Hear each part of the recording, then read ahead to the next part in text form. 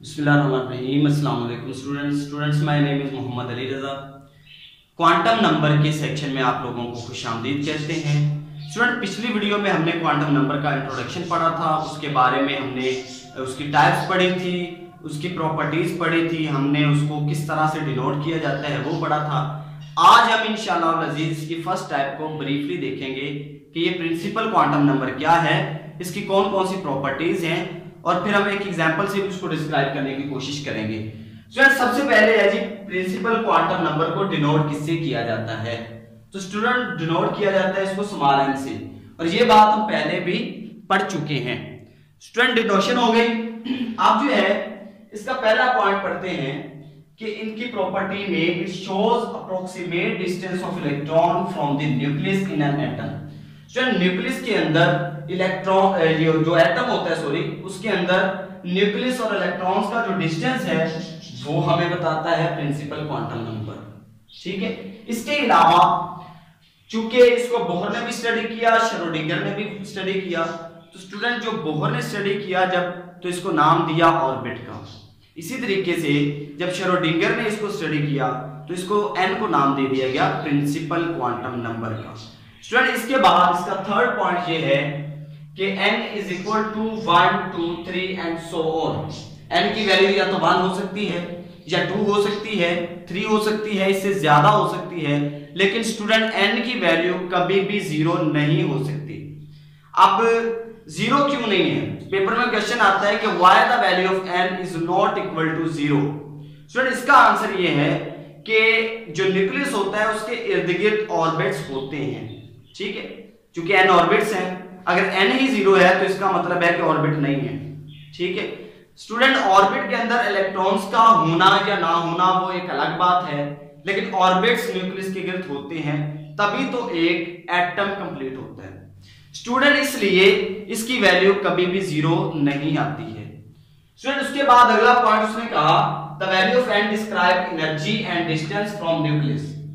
Student, अगर electron का nucleus से डिस्टेंस ज्यादा है तो एनर्जी भी ज्यादा होगी। इसी तरीके से अगर न्यूक्लियस से इलेक्ट्रॉन का डिस्टेंस कम है तो एनर्जी भी अल्टीमेटली कम होगी। इसी तरीके से स्टूडेंट वो बात कर रहा है it is the measure of size of electronic shell.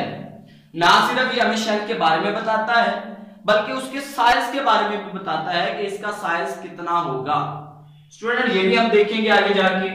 Last one में उसने कहा कि the value of n corresponds to the relative shell. Student, जो n की वैल्यू है वो उसका रिलेटिव शेल ही है। अब ऑर्बिट और शेल में क्या फर्क है मैंने पिछले में शायद बताया हो, अगर नहीं बताया तो यहाँ पे हम इंशाल्लाह डिस्कस करेंगे शेल, ऑर्बिट, सब शेल्स और ऑर्बिटल्स में क्या फर्क है। स्टूडेंट, ये चीजें आज के लिए थी। अब हम इसको देखते हैं कि इसका फार्मूला जो है वो क्या है। स्टूडेंट, प्रिंसिपल क्वांटम नंबर को फाइंड करने के लिए एक फार्मूला दिया गया 2n²। यहां पर मैं लिखता हूं 2n²। स्टूडेंट, ये इसका फार्मूला है। ठीक है, प्रिंसिपल क्वांटम नंबर को फाइंड करने का फार्मूला 2n² है।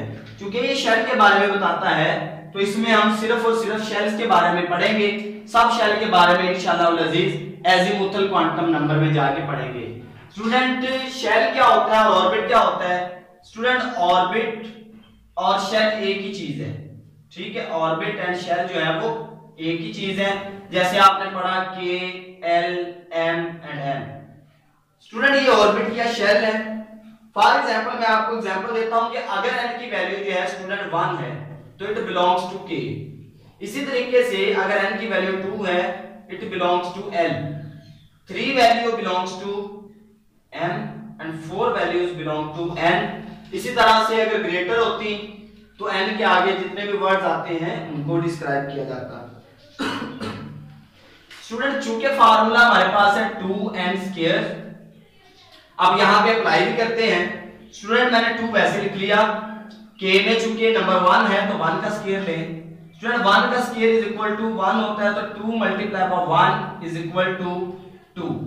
इसका मतलब ये हुआ कि इसके अंदर जो इलेक्ट्रॉन्स की तादाद होगी स्टूडेंट वो 2 होगी।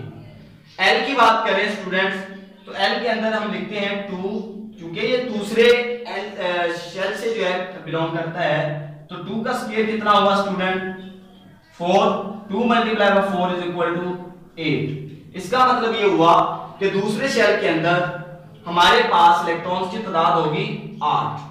स्टूडेंट इसी तरीके से m की बात करते हैं तो m तीसरे शेल से बिलोंग करता है। 2 इंटू यहाँ पे 3 का स्क्वायर आ गया, हम लिखेंगे 2 मल्टीप्लाई बाय 3 का स्क्वायर 9 होता है स्टूडेंट, तो 2 9 आर 18। स्टूडेंट इसी तरीके से लास्ट वन की बात करते हैं n की, क्योंकि वो बिलोंग करता है 4 सब शेल से। 4 का स्क्वायर स्टूडेंट हुआ 16, ठीक है जी। हम यहाँ पे लिख सकते हैं 2 multiply by 16 is equal to 32। Student इस तरीके से हम प्रिंसिपल क्वांटम नंबर को डिस्क्राइब कर सकते हैं। अगर 1 है वैल्यू तो ये बिलोंग इस तरीके से करेगा, उसका फार्मूले में अप्लाई करने से। n है तो ये बिलोंग चूंकि 2 से कर रहा है तो 2 का स्क्वायर आ जाएगा। n है तो ये 3 से बिलोंग कर रहा है तो 3 का स्क्वायर आ जाएगा।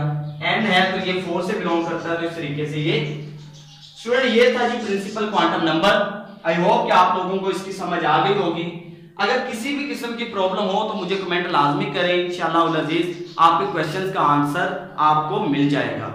इजाजत दीजिए, इंशाल्लाह अगली वीडियो में हम आपको बताएंगे कि एजीमुथल क्वांटम नंबर क्या होता है। इजाजत दीजिए, अल्लाह हाफिज।